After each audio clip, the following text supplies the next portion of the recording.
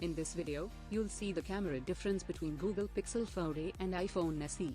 Things look very similar in the Pixel 4a versus iPhone SE camera specification sheet.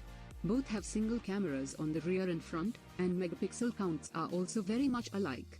The main differences between the Pixel 4a versus iPhone SE camera specs become more apparent when you start looking at video shooting options. The iPhone SE has much more video quality options, giving Apple's smartphone a slight upper hand in the video department. We shot a mix of photos with both smartphones at the same time. The variety of scenarios should help us find quality discrepancies and ultimately come up with a winner. Both devices were on their latest software versions as of writing, and both were set to photo and portrait modes for the given tests. These camera phones were able to give us a good look at their daylight camera performance. Both phones seem to do very well taking crisp, in-focus images. There is a clear difference in white balance. The Pixel 4a samples are slightly cooler while the iPhone SE shots display a warmer tone.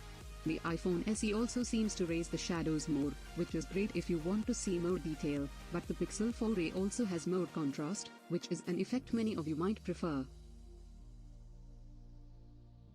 Let's go to a darker area, where we can truly test a camera's dynamic range. Many cameras will struggle to take a photo like this one because there is strong light in the sky and darker areas in the brick walls. The camera needs to shoot a well-balanced photo, reduce highlights, and increase shadows to achieve a more uniform exposure.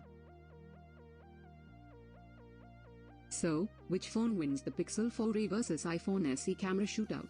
Will Google come out on top, or will it fall against its biggest rival? You decide.